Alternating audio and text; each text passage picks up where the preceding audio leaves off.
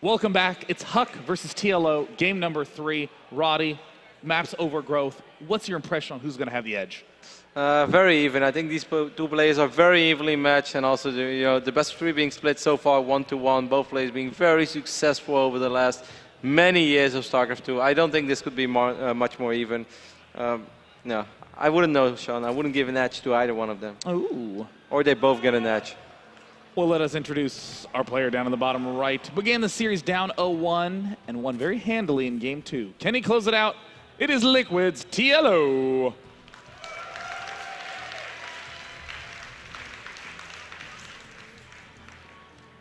And in the top right corner, ooh, building a pylon in main base. Excited to see what's in store there. Give a cheer for EG's Huk.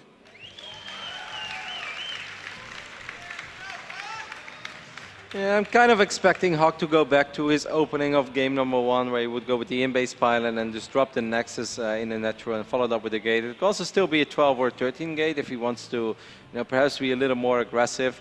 But there is no sense in opening up with a Forge against TLO, as TLO, like I said before, will just most of the time always open up with a pool first. So you can't really cannon rush him. I think that the sort of cannon rushing play is... Well, actually, I don't think we even got the chance to talk about that enough in the last match. That was a big deficit to that early plan, because even though it cancels and even though it's not that much money, everything effective that Protoss can do is based on quickness. Quick 5 Phoenixes or quick Warp Prism in the main. So doing that at that early time slows everything by so much. Yeah, I couldn't agree more. It's not just about the little bit of money that he's losing. It's much more about the money that he's spending in that phase in the game that he's not spending on something else, but getting a quicker Stargate or getting more probes or getting a few additional gateways. There were so many better ways to use that money than trying to get 2-3 cannons up.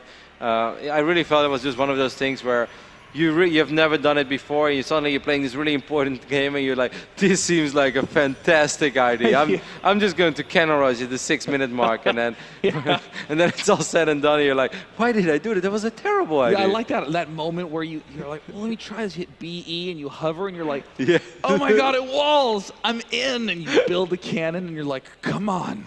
Come on, and then you trap your probe, and you're like, come on! I like this opening from Huk. It's the same that he did on Frost. Expand with the gateway. I mean, I think the most notable aspect to this build is that you're going to get your cybernetics core about a minute sooner than you normally would. And I mean, what are plays that you now get to do that a normal early expand wouldn't be able to do? I mean, some of the 2-base timings are definitely much more intimidating, but above all, your warp gate technology is going to be a tiny bit quicker, and we all know that like a lot of Protoss players these days like to open up with just 3 gateway aggression while going up to 3 bases on the other side of the map. Now we see a Forge. In this phase in the game, I find that a little interesting. That almost gives me the idea that Huk perhaps wants to do something with +1. I don't think it's going to be an all-out, absolute crazy gateway attack, unless he may have just gone over the build order of the last game, and he's like, man, you played greedy, your layer was late. But I feel it's very hard to kill someone like TLO. TLO is a player that loves to fight all the time. He loves to scout and he loves to fight, and whenever he can fight, he will fight. So whenever you're trying to kill him with a 2-base play, in general I feel that TLO is very strong against that, as he has excellent crisis management and is just good in producing a lot of units early on. If I was Huk, I would more make it like an in-between, like put on some serious pressure but actually go up to 3 bases and hope that TLO has slightly overreacted to whatever you decided to throw at him. Yeah. I'm really wondering what this Forge is about. There finally is the +1 gateway coming cancels down. It. I'm really wondering what this Forge is about. Talking a little bit about a TLO side of thing, it's a pretty normal 3-base play. I think the only thing that's slightly out of the ordinary is, a 6-minute, whoa! Almost always, you get your extractor super early so you can get Zergling speed. With Zergling speed, you can easily destroy any pylon, apply any threat to something like exactly what Huk's doing, a fast 3rd base. But he's going for a quick layer. I mean, if he swarm host rushes, then I think that will epitomize everything that I like to joke about with Zerg. All right, well, now the guessing game starts. Roach one is actually being morphed in. I'm a tiny bit surprised by that because I was expecting maybe a Nidus play, which actually could be quite good, especially because there's no vision for Huk on the south side of his main. And I've seen Henderlist use a play like this, and it's actually like it works surprisingly well. A Nidus with Swarm Host. It could be deadly, and eventually some Hydralisk as well. But we'll see if there will be a Nidus network or not. I think a Nidus network is a fantastic play here. I mean, the main base is completely exposed. The gateway count is very low. The only reason this play works for what Huk's doing is the Sim City, his ability to block off attacks with buildings. We do see the infestation pit, but there is no Nidus network just yet. Might just be in the near future. I mean, nothing is set in stone, I guess. This is so brave from TLO. I mean, what I'm really referring to is the fact that there are so many Protoss attacks, even with this early expand, that all Zergs are worried about dying. They get speed, they get roaches, they get Overlord positioning all around the edges. TLO's like, nope, going Swarm Host, here it comes. Let's actually keep an eye on this infestation pit finishes. And pathogen glands. I'm really quite confused, Sean. Like, I think it's really cool what TLO is doing over here. And Huk is not a player who scouts a whole lot early on. He sends out his first probe, after that goes back, and then he waits up until the point where here we start seeing hallucinated phoenixes. But we see infestors on the production tab. So TLO is basically just rushed to infestors. I mean, Fungal Grove is fantastic against a lot of sentries. It is also pretty good against Blink Stalker timing attacks with +2 on the way. But Huk does not have to attack. And I feel if Huk doesn't attack and just makes Immortals and then Colossus and then eventually High Templars, I'm not sure how effective this build from TLO will be, but we'll see. Well, I mean, most of the time when you do an early expand in the way that Huk did, you get 8 gates and you do a Blink Stalker push with sentries. So that would be the perfect counter to this. We see, well, it's close to that, except that there's also a Swift Robo. I mean, this might actually work out to be a perfect timing counter from TLO, a very impressive build. Yeah, I still kind of like how this is going for Huk as well, especially if he gets a good feel of what's going on over here. This could be a very annoying little attack to deal with. Currently, there are only 6 roaches, but we do have 25 Zerglings. So if the force fields are not immediately, okay, that's a fantastic fungal. Just recall out. So you can be very happy, by the way, that he had recall there, because those units would have died extremely quick. But there is a Robo Bay on the way, and now we do see Enduring Locust. So TLO is basically still going for everything that we normally see from Zerg in this phase in the game. He just got there in a pretty strange way. Yeah, just said, you know what, if you're going Blink, I need to not die to that, and then I can crush you. Getting the Enduring Locust. This pylon on the right side for Huk, I think, has actually gone unscouted. Yep, and he might be able to wipe in a few Zealots there. They have +2 soon, so they would actually be able to kill this hatchery very quickly, especially now when there are a couple of drones being transferred. That would be a really juicy wipe in for Huk if he decides to wipe in a few Zealots over there. Well, picks happening in the middle. Blink Stalkers from Huk, always very brave units. Sneak around attacks from TLO, not particularly fast. There's probably an Observer with that Blink Stalker hit squad as well. This is something I was talking about earlier. These Zealots will start working on this hatchery while the Stalkers and the Observer are picking up creep tumors in the middle of the map. Huk is doing this extremely well. He's spreading TLO a little bit over the place. TLO will be able to keep this hatchery alive for now, but at the cost of losing so much creep. And creep is fantastic when you're playing Swarmos. Locust off creep are nowhere near as intimidating as Locust on creep. Really well done by Huk. And also, so much of the Locust, or the Swarm host success has to do with how much vision the player has. Sick forward blink there, gets 3 infestors, might even be able to get the 4th one as well. I don't think that TLO has the right amount of units here. Gets the 4th infestor, a couple of these Stalkers are running low on HP, but this was worth it regardless. Even if he loses all of them, it's not going to happen. Might only end up losing 2 or perhaps even 3, but that was still a really good snipe. 4 infestors full of energy, hell yeah. Yeah, I mean, if you're gonna go for a Swarm host play, and you're like TLO, any Zerg player needs a stepping stone to get to Swarm Host. Most often we see Roach Zergling defense to get to Swarm Host. But the fact that TLO's using Infestors to step to Swarm Host means he has that big extra tool that can work so well. It can lock down units that are trying to run away from the Locust. But you know what? That blink shut down all of that. So not only does TLO not have a big Ling Roach army, he lost all those Infestors. I mean, that is, like you said, can't be stressed enough how bad that was for TLO. It's still going to be a little tough, of course, for Huk to immediately capitalize on all the amazing things that he has done. He is working off 2 robotics facilities, so he's going to try to deal with the Swarmos in a way that some Protoss players prefer, with just a lot of Blink Stalkers, maybe eventually Storm, some force fields, and of course Colossus to actually kill the Locust, which is a risky play, because often people overcommit, and especially as soon as the Vipers are out, it can be very tricky to make it work. If some force fields here go down, then he will definitely be able to kill that hatchery on the left side.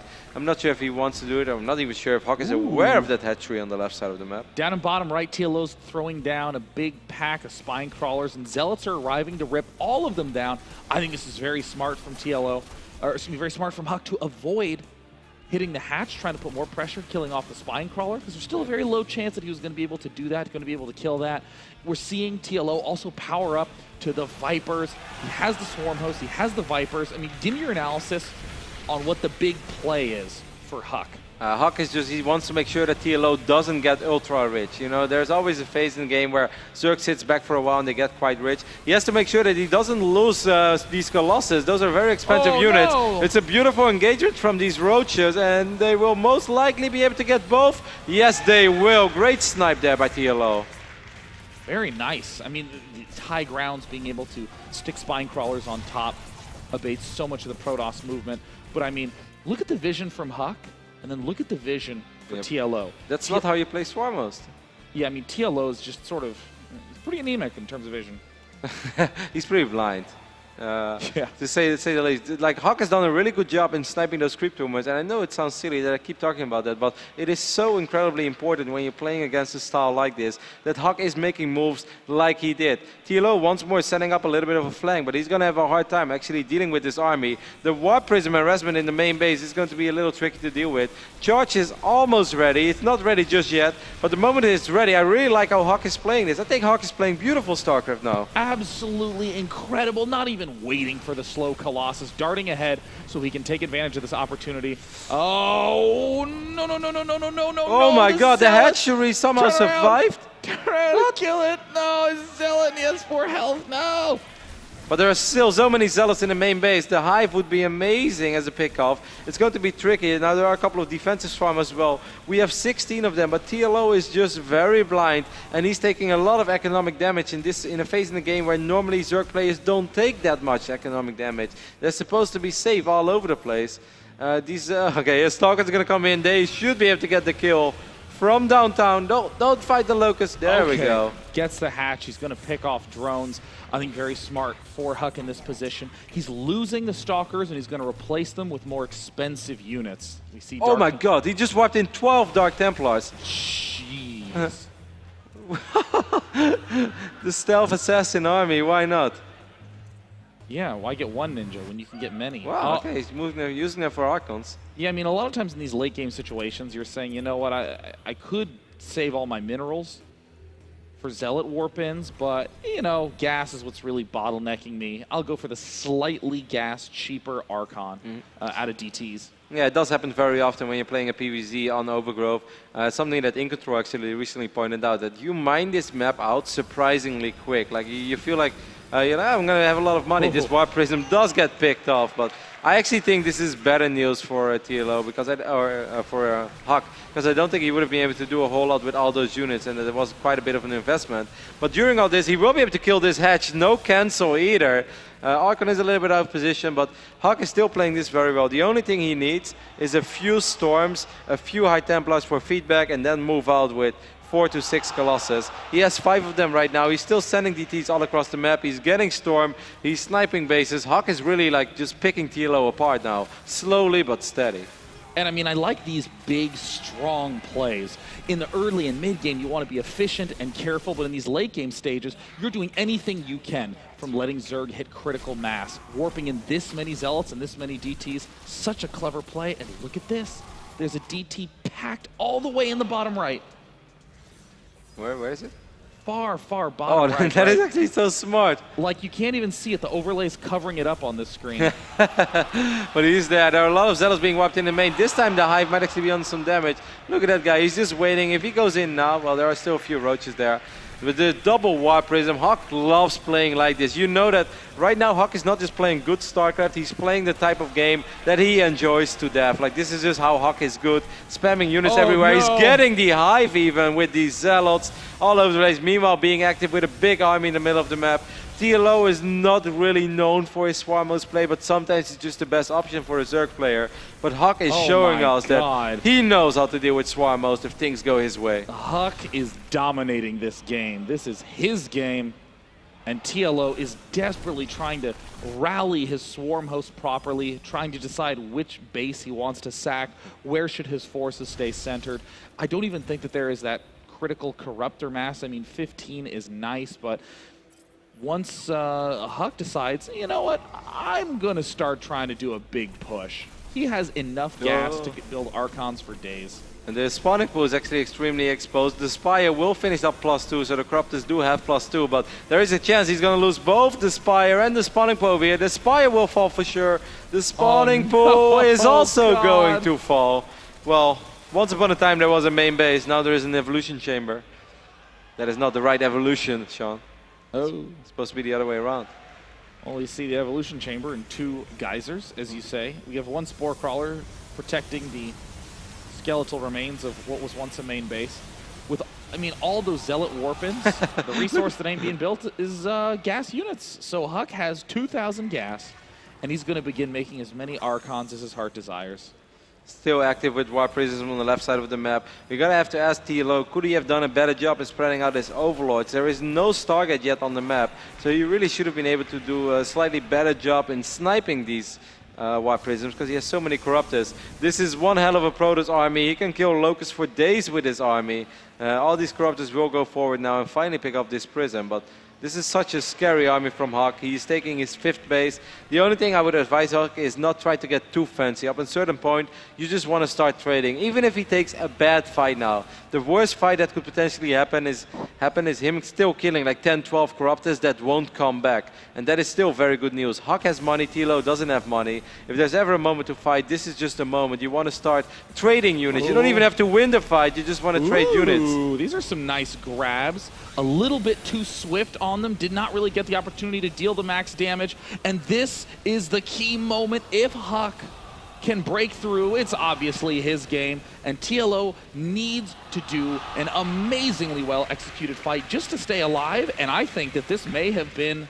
TLO has actually done very good so far. He killed 6 Colossus, and he hasn't even lost all of his swarm hosts. That was quite potentially the worst angle to engage from, because all the Colossus were able to get abducted without the Vipers ever having to expose themselves. There are still Zealots doing some serious work, and Huk is still active with forces on the right side of the map.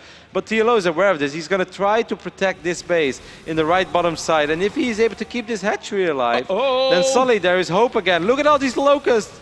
Where's the observer? No, it's coming. Where's the observer? There's no observer. There's no observers on the map. Oh my God. Oh no, oh no, Huk. Wow, Huk is suddenly down in supply. I mean, TLO is still not very rich. There are still Zealots and a Warp Prism being active over here on the left side. It would be awesome if Huk could get an observer over here. He might be able to get the Infestation Pit and even the hatchery. That would be like the 5th hatchery that he has killed already.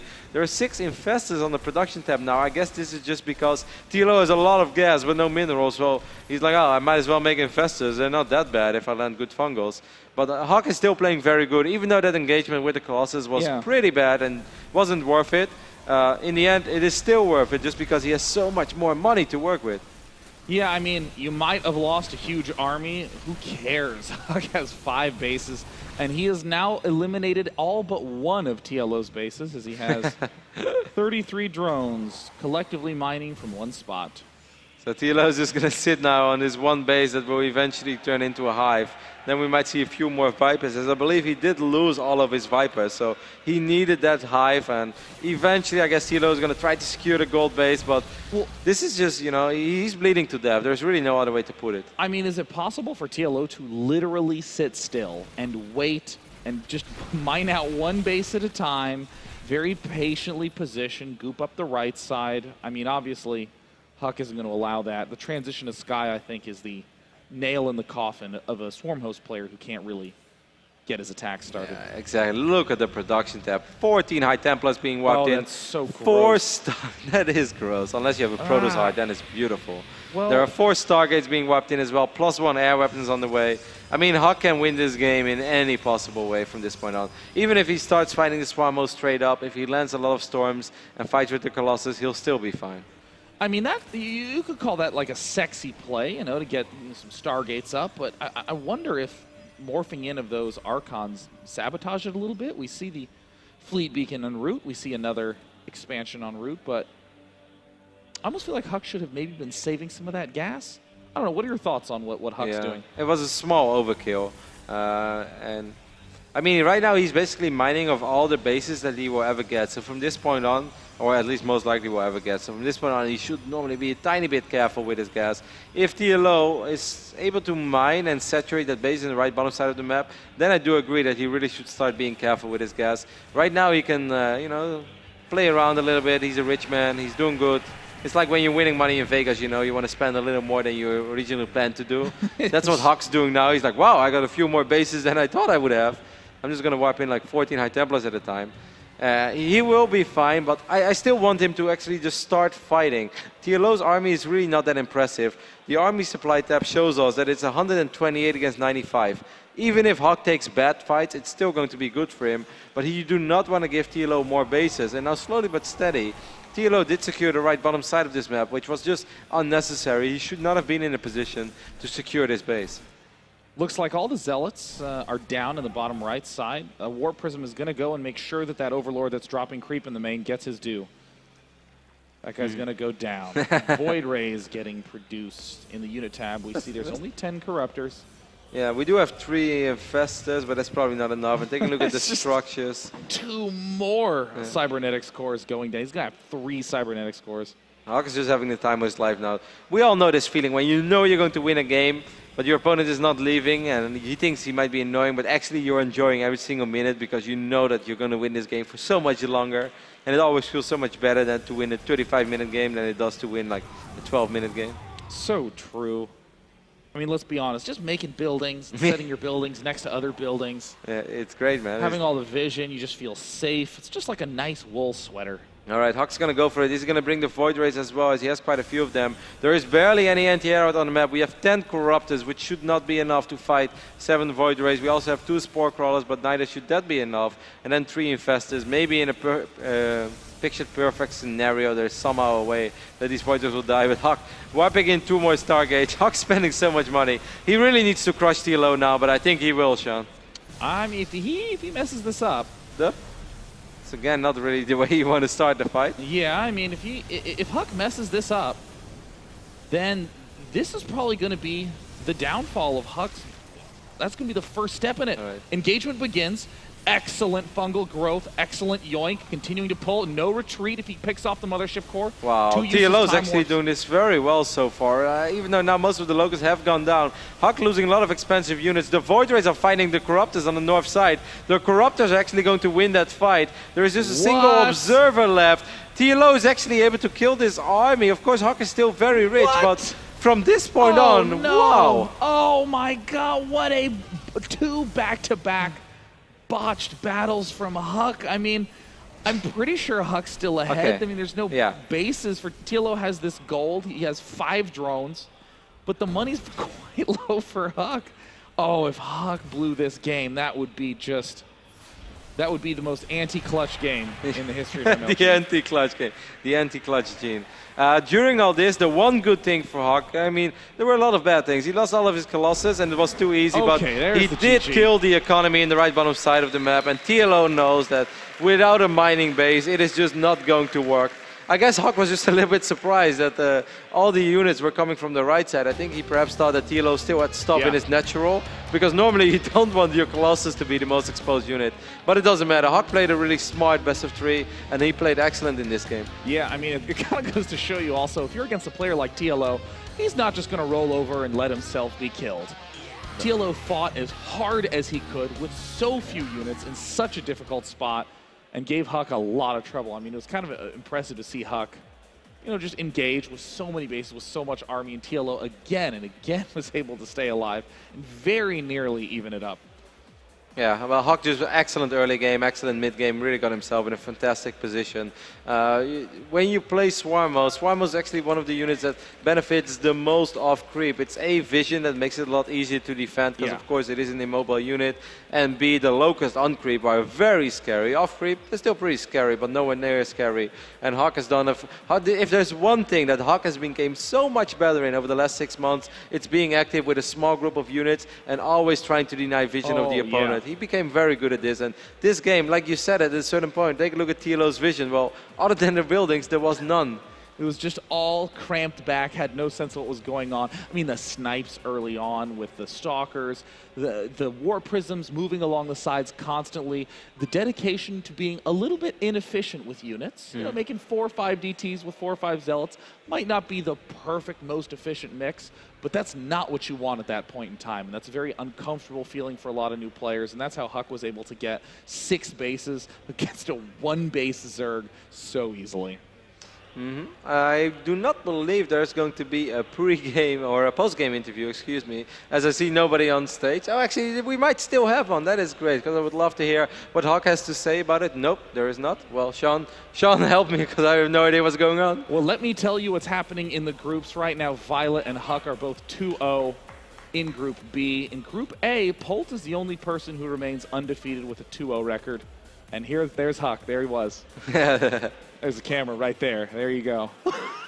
Ladies and gentlemen, your winner, E.G. Huk. He's been playing excellently, and of course, this is the tournament series. Oh, and this is so cool as well, as Huk versus Violet will be one of the best of 3s that will be played on the main stage later tonight. And it's actually a super cool one, because these two players, they keep running into each other. And a few days ago, Violet did have Huk's number during the battlegrounds, but I do feel that Huk again has played well, and he's also very good in learning from best of 3s. It's really becoming one of the most fun rivalries in the North American scene. Huk versus Violet, I think it's like up to 7 best of 3s now within like 2 months. So seeing another one, it could potentially be a very, very, very important one, because Huk with his excellent start 2-0, if he's able to defeat Violet later today, there's a realistic shot that Huk perhaps makes top 2 in this group, and that would be sick. That would be such a delight to see. When we return, we're going to be doing more group stage action. See you in a bit.